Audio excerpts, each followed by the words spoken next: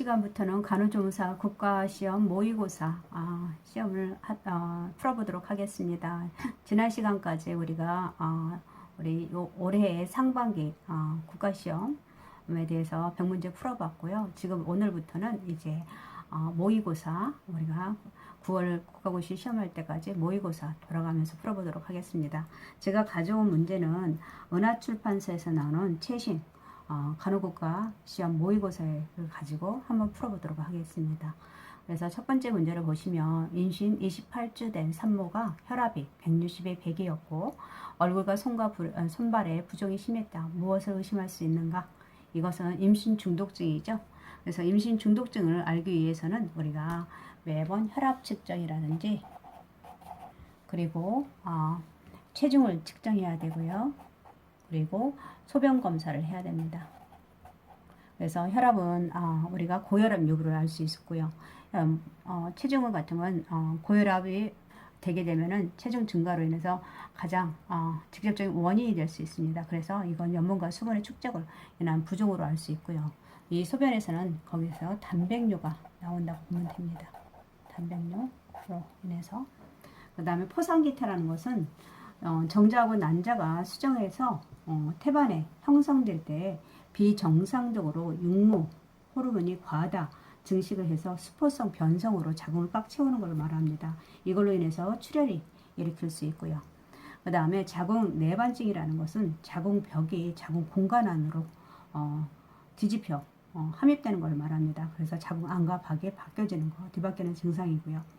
그 다음에 자궁 외 임신도 이것도 임신 초반기에 나타날 수 있도록 하는 거고, 자궁 외에 있어 난간이라든지 거기서 임시 수정이 돼가지고 출혈을 날 수 있는 증상이라 할 수 있고요. 전치태환이나 그 다음에 태반 조기박리 같은 경우는 보통 임신 후반기에 출혈성 합병증을 유발할 수 있습니다. 출혈을 유발할 수 있는 거. 그래서 태반 조기박리,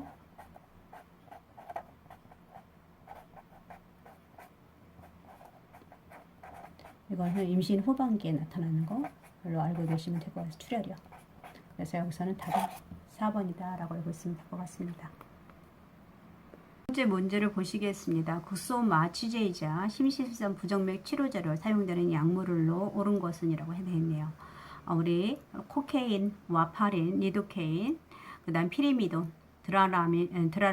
드라마민인데 우리 여기서는 심실성 부정맥 치료제는 보통 우리가 응급약으로도 사용하기도 합니다. 그 다음에 국소마취제로 사용할 수 있는 약물인데 리도케인이 되겠네요. 그래서 부정맥 치료제라는 국소마취제를 사용할 수 있고, 이때 부작용은 졸리움이나 오심구토, 섬액이나 호흡곤란들을 일으킬 수가 있습니다. 이렇게 있고요.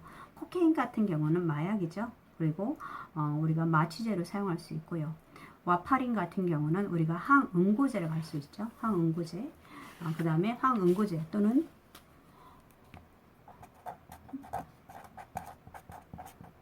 쿠마딘도 있고요. 그 다음에 헤파린도 있죠. 네. 쿠마딘이나 헤파린도 있습니다. 그 다음에 피리미돈 같은 약물은 무엇이냐면 우리가 보통 여기서 찾아보니까 보통 간질, 경련을 감소하는 데 약물이라고 했습니다. 드라마민은 우리는 항히스타민제로서 알러지 같은데 항히스타민제.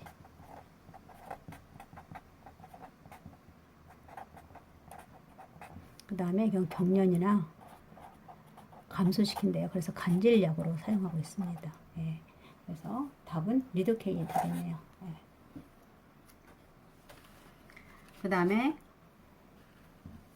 자궁 경부암을 조기 진단하는 방법으로 비교적 간단하고 통증이 없으며 가격이 저렴한 진단법으로 옳은 것은 이라고 했네요. 이건 무엇입니까? 우리 파파닉 콜로 검사, 도말 검사, 쿰스 검사, 루빈 검사, 소변 검사, 육모 성선 자극 호르몬 검사라고 했는데 무엇입니까? 우리 그쵸? 파파닉 콜로 검사, 펩스미어라고 하죠.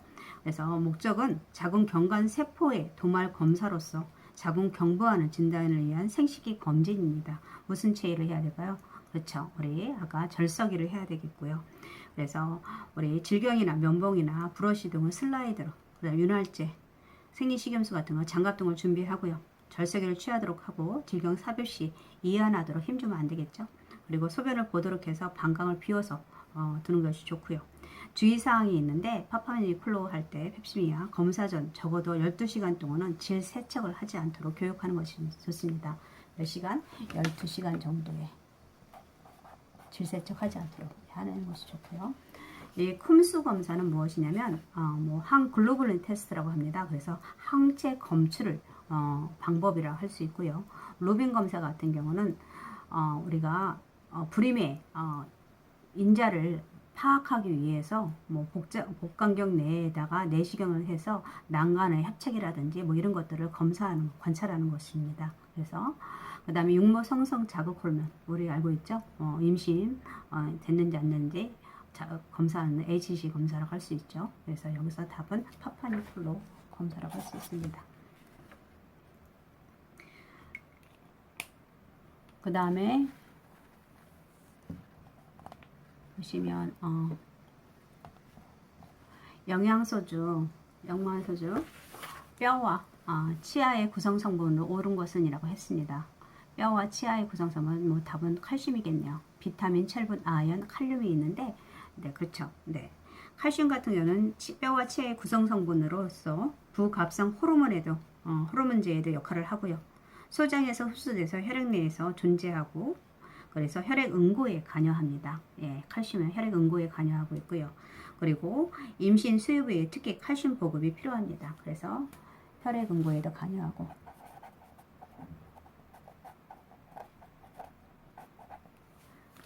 그리고 결핍증이 있을 때는 성장 억제라든지 구루병 같은 거, 예, 구루병, 그다음 골연화증, 골다공증, 임신부의 치아가 약화되고요. 그래서 이를 권장 섭취량은 성인 같은 경우는 보통 800mg 정도, 성인 여자는 700mg 정도. 그래서 우리가 우유라든지 하루에 3컵 정도 드시면 좋대요. 그리고 새우나 굴, 조개, 야채, 과일 등에 많이 칼슘이 흡수되려면 등에 있고 칼슘과 같이 먹어야 되는 게 비타민 D가 필요하다고 합니다. 그래서 칼슘하고는 비타민 D와 같이 생각할 수 있도록 하고요. 그다음 비타민 같은 경우는 우리 보통 성장을 촉진할 수 있죠. 주요 기능이. 그 다음에 생식 능력을 증진시키고 소화기관에 정상적으로 작용을 도모하고요. 무기질 이용에 도움을 돈다든지 에너지 영양소라든지 대사 과정에 그 다음에 신경을 안정을 도모하는데 비타민 역할이 많죠. 그리고 비타민은 지용성 비타민과 수용성 비타민. 그래서 수용성에는 비타민 B, D, 비타민 B1, B2, B6, B12가 있고 그 다음에 C가 있고요. 그 다음에 나이아신 이런 것들이 있고요. 그 다음에 비타민 D, 지용성에는 ADEK라고 비타민 ADEK를 알고 있으면 될 것 같습니다. 그 다음에 철분 같은 경우는 우리 헤모글로빈의 구성 성분으로 역할을 하고요. 그래서 철분을 흡수하기 돕는 것은 비타민 C이고요. 그 다음 아연 같은 경우는 세포 재생에 좋죠. 그래서 우리가 성인에서 나오는데 우리 기초 간호에서 나오는데 보통 욕창 환자들 같은 경우는 세포 재생을 위해서 아연도 같이 섭취하는 것이 좋습니다. 그래서 이런 것들 역할을 하고 있고요. 그 다음에 칼륨 같은 경우는 우리 체액에서 정상적인 삼투압을 유지하고 그 다음에 체액 내 산화알칼리의 편형 균형을 유지하고 있고요. 그 다음에 근육의 수축이라든지 이완에 관여하기도 합니다. 그래서 답은 여기서 칼슘이 되겠네요. 그 다음에 임신 초기에 태반에서 분비되는 것으로 임신 기간 내에 지속되고 임신이나 유산, 자궁의 임신 진단과 임신 반응 검사 시에 활용되는 호르몬으로 무엇인가? 아까 우리 3번에서 나왔던 육모성성 자극 호르몬이 되겠네요. 그죠? 네. 육모성성 자극 호르몬. 그래서 이것은 임신 반응 검사에 나타나는 호르몬이죠. 보통 임신 3개월쯤에는 보통 그부터 이 HCG가 감소한다고 합니다. 그래서 HCG가 감소하고 그 다음에 황체도 퇴화되고요. 그때부터는 이제 태반에 있는 난포 호르몬하고 분비가 점차 난포 호르몬하고 황체 호르몬이 분비가 증가하고요. 이래서 난포 호르몬은 이 자궁의 근육을 발육을 촉진시켜서 그 다음에 황체 호르몬은 자궁의 근육의 수축을 억제해서 유산을 방지하도록 하는 것이 이게 난포 호르몬과 황체 호르몬의 역할이라 할 수 있습니다. 그래서 육모선선 자극 호르몬이 초기에가 나타났다가 퇴화되고 그 다음에 난포와 황체가 호르몬이 증가한다고 보시면 되겠습니다.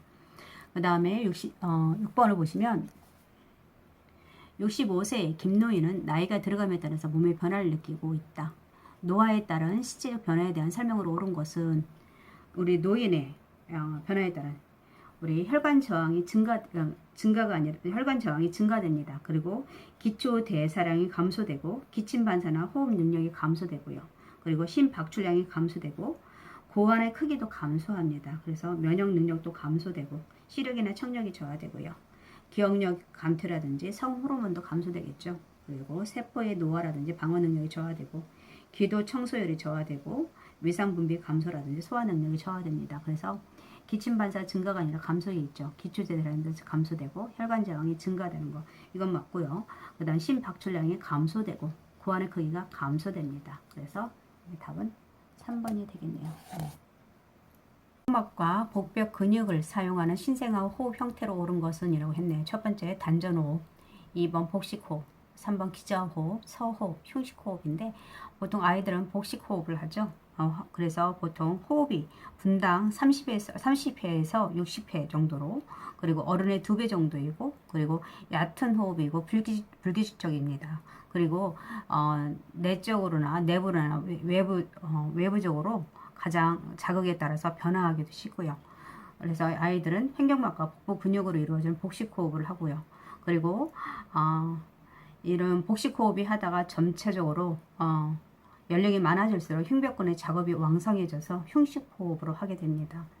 그리고 체온 같은 경우는 보통 출생 이전에는 어머니 체온보다 높다가 출생 후 분만실 온도에 따라 내려가지만 8시간 후부터는 정상으로 유지되고요. 그리고 순환작용이 완전하지 못하고 그래서 체내의 열 조절 장치가 완전히 발달하지 못했기 때문에 보온을 해줘야 합니다. 그리고 보통 신생아의 체온을 보면 36도 5부에서 37도 이것은 애가 체온으로 쟀을 때의 기준이고요.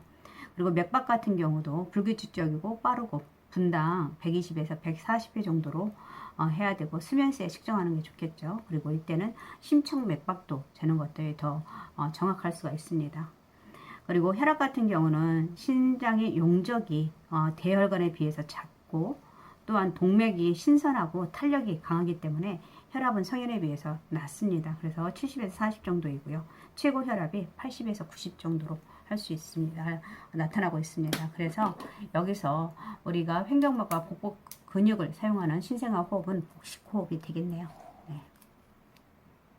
네. 임신 말기 때 오는 정맥류에 대한 설명으로 옳은 것은 이라고 했네요. 우리 정맥류 같은 경우는 보통 임신 후반기에 자궁이 커짐에 따라서 복부 정맥이 압박하기 때문에 다리하고 외음부 부종이 나타나는 것입니다. 그래서 보시면 증대된 자궁이 복부 동맥으로 아니죠. 아까 말한 것이 복부 정맥이었고 그 다음에 영양소의 부족으로 인해 생기는 철분제제를 먹인다. 아니고요. 임신 4, 5개월의 정맥류의 증상이 나타난 게 아니라 임신 후반기에 나타난다고 했습니다. 정맥류 예방을 위해서 하루 2시간 이상 걷기 운동을 한다. 2시간 이상 걷기 운동이 아니라 우리가 보통 가볍게 걷는 정도가 좋고요. 그리고 정맥류에 대한 간호로 치춘시 다리를 올린다. 이게 맞겠네요. 네. 그래서 보시면 정맥류 같은 경우는 약간 복부 정맥으로 임신 후반기에 나타나고요. 그래서 다리와 외음부의 부종이 나타나는 거고 보통 비만이라든지 중력이나 배변 시에 힘을 줄 때 악화되기도 합니다. 그래서 이거에 대한 예방으로 보면은 우리 골반고이 T 포지션을 해주는 게 좋고요. 그리고 주무실 때 다리를 올려주는 것이 좋습니다. 그리고 낮에 일할 때는 신축성이 있는 탄력 스타킹 같은 거, 이나 붕대 같은 거 사용할 수 있도록 하고요. 그리고 몸을 꽉 조이는 옷 같은 거 피하고 가볍게 걷는 운동 정도가 좋고요.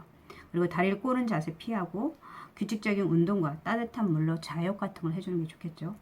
장시간 오래 서 있는 것을 삼가고 굽이 낮은 신발을 신도록 하는 것이 좋고요. 그리고 다리와 엉덩이를 올린 자세로 쉬는 것도 도움이 될 수 있다고 합니다. 그래서 여기에서 보시면 여기서 정맥류에 대한 간호로 취침 시 다리를 올려준다라고 했네요. 그리고 여기는 복부 동맥이 아니라 정맥이고 그리고 임신 후반기에 나타난다고 볼 수 있죠.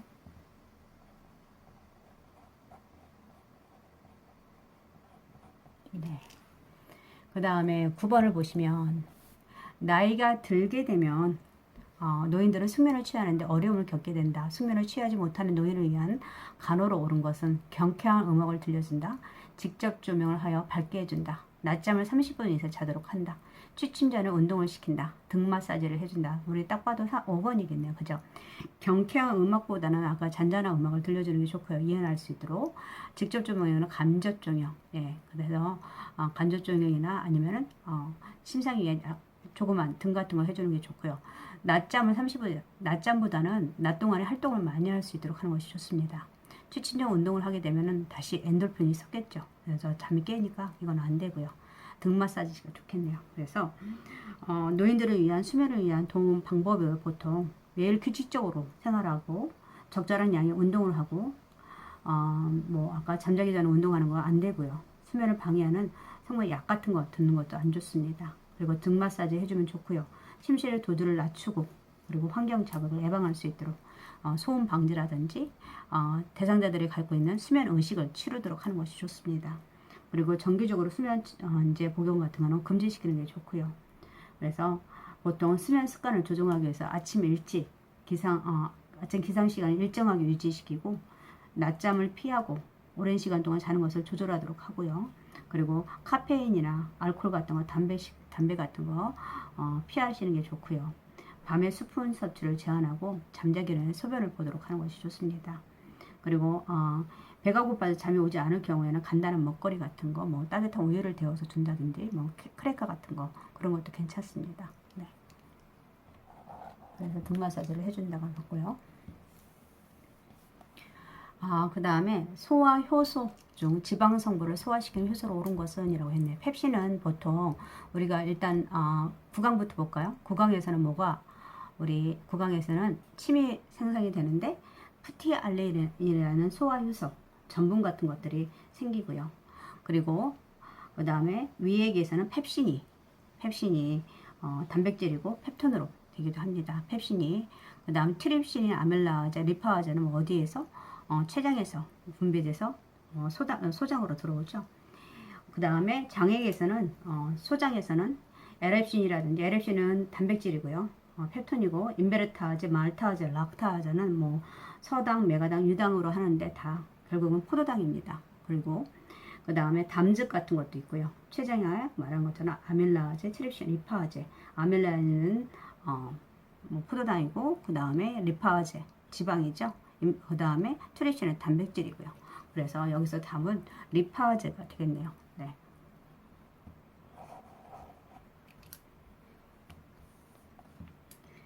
그 다음에 정상 분만 후에 태어난 산모의 산역기로 오른 것은 이라고 했네요. 네. 보시면 자궁 회복을 위해서 운동을 상간다. 자궁 회복을 위해서 우리가 운동을 시켜야 되죠. 그래서 뭐 케겔 운동을 해준다든지 회복을 위해서 케겔 운동을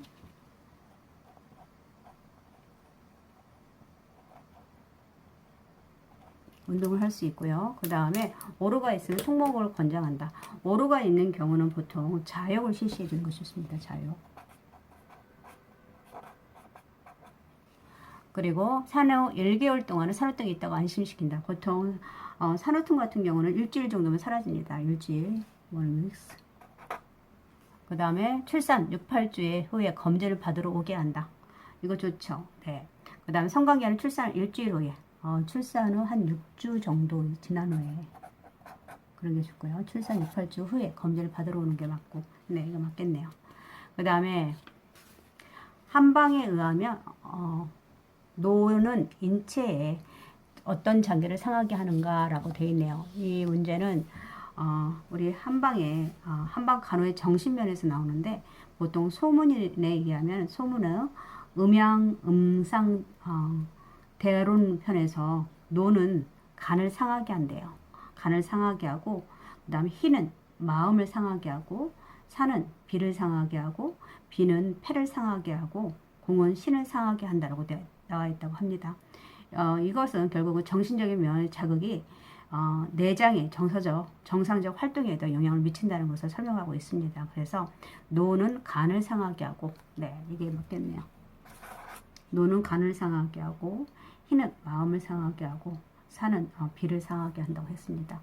그리고 치과에서 핸드피스를 사용하는 목적으로 옳은 것은 치과에서 핸드피스는 보통 하이 스피릿 핸드피스와 그 다음에 로우 스피릿 핸드피스가 있는데 보통 이 두 가지 역할을 보면은 고속 하이 스피릿 핸드피스 같은 것은 뭐 우리 그 크라운 같은 거 자를 때 고속 회석 절삭 기구로 하고요. 그 다음 썩은 데 같은데 부위를 깎아낼 때, 예. 그래서 치아의 썩은 부분을 깎아낼 때, 그리고 물이 함께 분사되어서 마찰열을 줄어들도록 설계되어 있습니다. 그 다음 로우 스피릿 핸피스는 저속 회전 같은 거 절삭 기구에 사용하기도 하고 그 다음에 치질을 제거하는 데 사용합니다. 그래서 여기서 보면 액체 흡입하는 건 석션기죠. 치아를 건조해 뭐 에어드라이 핸피스 같은 거. 그 다음에 치질 제거, 치아 강탁, 구강 세척 이것들은 다 치질이 제거가 되는 게 맞겠네요. 네, 그러니까 이거는 로우 스피릿 핸피스에서 하는 역할 중에 하나였습니다.